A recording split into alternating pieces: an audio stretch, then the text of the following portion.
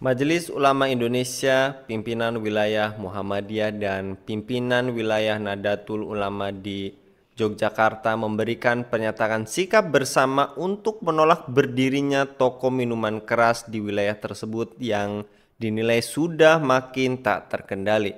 Bahkan mereka menyebut toko miras sudah masuk ke salah satu kampung di Yogyakarta yang dulunya dikenal sebagai kampung santri. Hal ini menyebabkan miras sangat mudah untuk diakses termasuk oleh para pelajar yang masih di bawah umur. Apakah bisnis miras di Yogyakarta begitu keras? Apakah azab besar bagi peminum dan penjual khamr, dan bagaimana nasib bangsa ini jika para pemudanya suka mengonsumsi miras? Untuk membahasnya kami terhubung dengan Bung Yuwana Triutomo, Direktur TEVI. Kita sapa terlebih dahulu. Assalamualaikum warahmatullahi wabarakatuh, Bung Yuwana. Waalaikumsalam warahmatullahi wabarakatuh, Bung Anggi. Baik, Bung, terkait peredaran minuman keras di wilayah Yogyakarta, baik legal maupun ilegal, sudah sangat meresahkan. Dari jumlah yang mereka temukan, bahkan paling banyak ada di wilayah Sleman, juga peredarannya masuk ke kampung-kampung, bahkan pembeliannya sudah sangat mudah seperti membeli es. Apakah benar demikian, Bung Yuwana? Baik, Bung. Raditu billahi robba, wabil islami dina, wabi Muhammadin nabiyya wa rasulah, Robi zidni ilma warzuqni fahma, Robi syurahli sodari, wa yassirli amri, wahlul uqdatam min lisani yafqahu qawli. Amma ba'd. Jadi begini, Bung Anggi, terkait peredaran minuman keras ya, miras di DIY itu memang temuan pimpinan wilayah Muhammadiyah Yogyakarta. Dia menyebutkan ada 80 toko miras legal dan ilegal. Ini menjadi isu yang sangat serius. Bahkan faktanya outlet-outlet ini tidak hanya di wilayah Sleman, tapi di Bantul dan beberapa daerah yang lain juga ada. Ini mengindikasikan eh, bahkan tadi sudah masuk ke kampung-kampung sampai digambarkan seperti membeli es teh plastikan itu kan peredaran yang sangat betul-betul menjadi masalah yang sangat besar. Terutama eh, karena dampak negatif yang ditimbulkan oleh miras ini, Bung. Jadi miras ini merupakan umul khobais, induk dari seluruh kejahatan.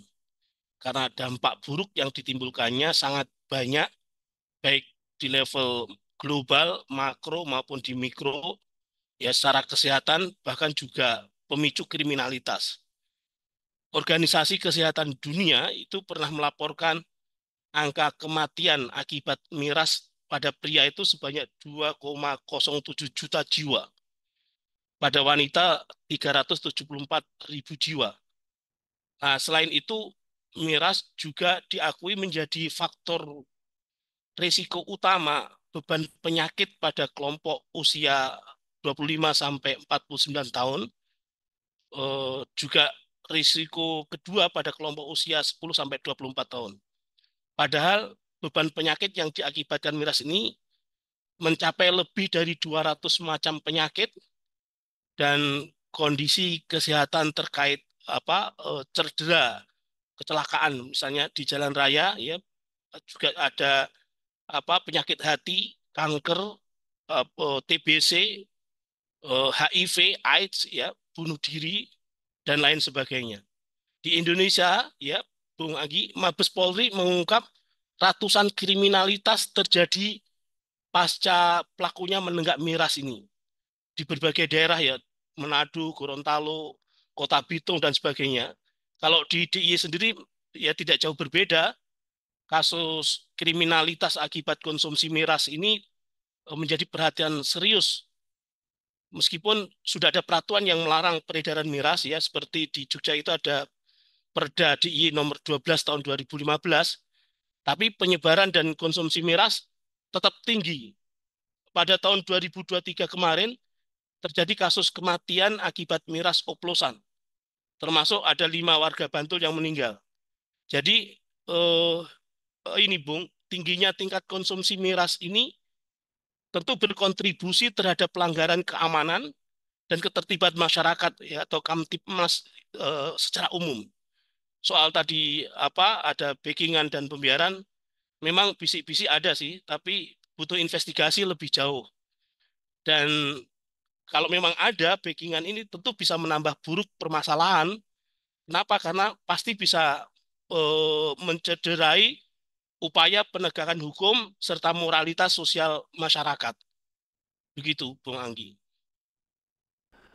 Dan kemudian setelah paparan yang Anda juga tadi jelaskan, bagaimana seharusnya sikap umat Islam serta pemerintah menyikapi peredaran miras yang boleh dikatakan sangat masif, Bung?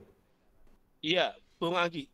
Sikap umat Islam dan pemerintah terhadap peredaran miras ini memang harus tegas, Bung. Jadi kita ingat Allah Subhanahu wa taala berfirman di Quran surah Al-Maidah ayat 90, "Ya ayyuhalladzina amanu innamal khamru wal maisiru wal ansabu wal azlamu rijsum min amali syaitan fajtanibuhu la'allakum tuflihun." Wahai orang-orang yang beriman, sesungguhnya minuman keras, berjudi, berkurban untuk berhala dan mengundi nasib dengan anak panah adalah perbuatan keji dan termasuk perbuatan setan. Maka jauhilah perbuatan-perbuatan itu agar kamu beruntung. Ayat ini termasuk ayat-ayat Madaniyah yang turun di Madinah, di mana Rasulullah Muhammad SAW menjadi kepala negara, sehingga jelas sekali negara melalui pemerintah harus tegas bersikap melarang khamr ini, melarang minuman keras ini, baik produksinya, distribusinya, agar tidak sampai ke masyarakat, agar tidak dikonsumsi oleh masyarakat. Melarangnya loh Bung ya, melarang, bukan hanya mengatur. Kenapa? Karena keharaman khamr ini termasuk miras ini sudah sangat jelas. Semua ulama sepakat. Bahkan Syekh Ali Asobuni dalam kitab tafsirnya itu mengatakan biasanya pengharaman atas sesuatu itu disebutkan sekali, dua kali saja singkat. Tapi untuk pengharaman khamr ini penyebutannya berlipat-lipat. Memunculkan permusuhan, kebencian, memalingkan dari mengingat Allah, melalaikan sholat, disifati sebagai rijsun, sebagai najis, perbuatan setan, dan sebagainya. Ini artinya apa? Menunjukkan betapa hebat daya rusaknya khamr itu. Bukan hanya merusak individu, tapi juga merusak masyarakat.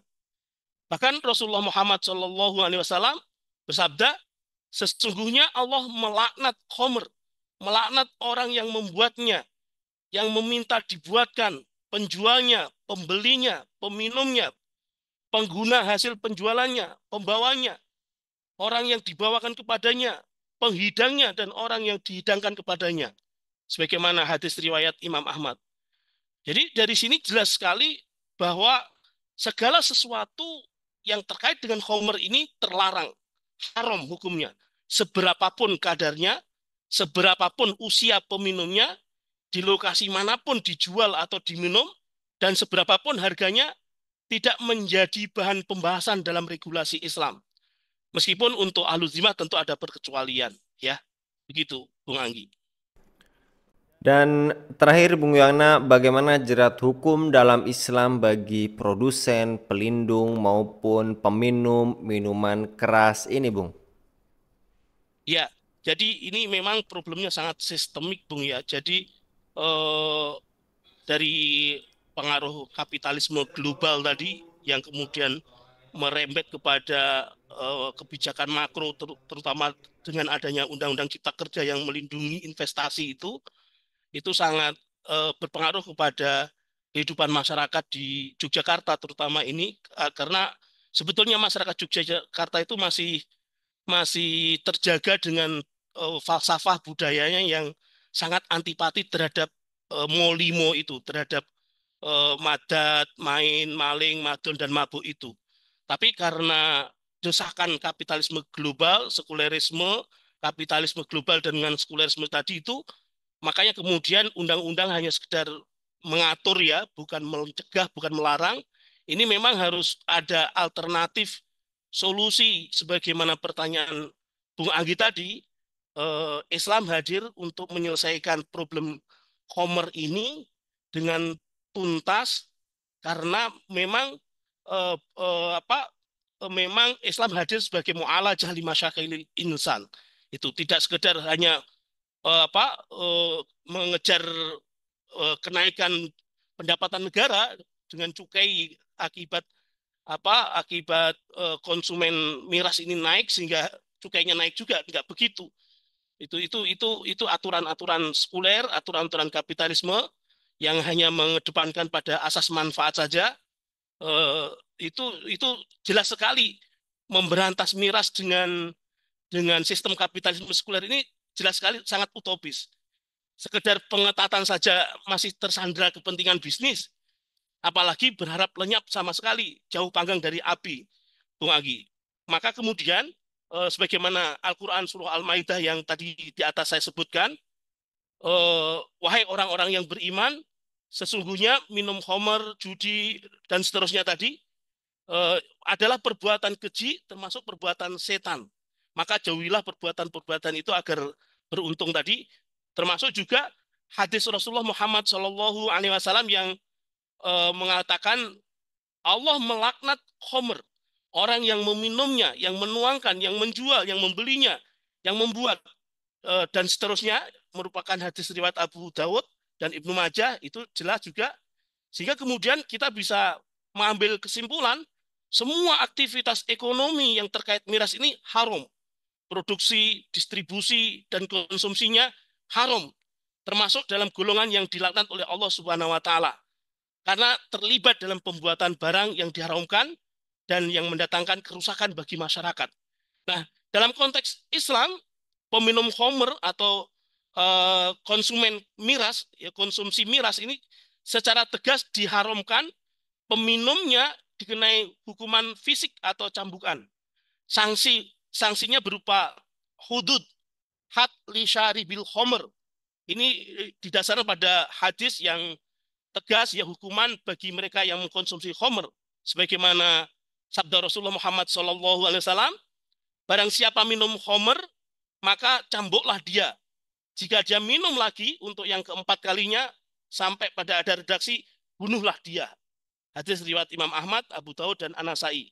Nah, hadis ini mengindikasikan kepada kita, memberi pelajaran pada kita, bahwa pada masa Nabi SAW, peminum miras yang tertangkap itu dihukum cambuk. Dan jika mengulangi berkali-kali, hukumannya bisa meningkat. Adapun pada masa sahabat, peminum miras ini dihukum 40 kali cambukan. Bahkan Khalifah Umar bin Khattab menambah hukuman menjadi 80 cambukan. Karena melihat kerusakan masyarakat yang disebabkan oleh konsumsi miras ini betul-betul tampak sangat parah. Adapun bagi produsen dan distributornya, ya, termasuk driver yang ngantar khamr hingga bisa sampai ke tangan konsumen, maka sanksinya taksir, ya, sampai jera. Apakah dipenjara, dimiskinkan, didenda, atau dikucilkan, dan semacamnya, ini tergantung kebijakan negara. Begitu, Bung Anggi. Wallahu alam bisawab.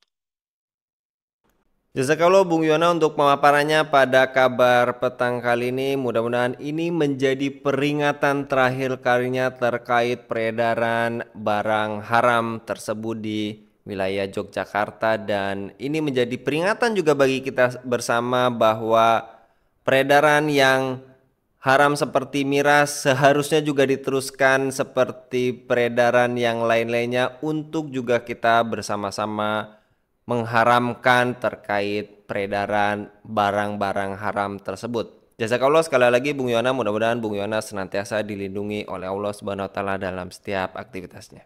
Demikian pemirsa Khilafah News, dukung dengan subscribe, share, dan like. Semoga menjadi kebaikan bagi kita semua di dunia dan di akhirat. Saya Anggi Suharna undur diri. Assalamualaikum warahmatullahi wabarakatuh.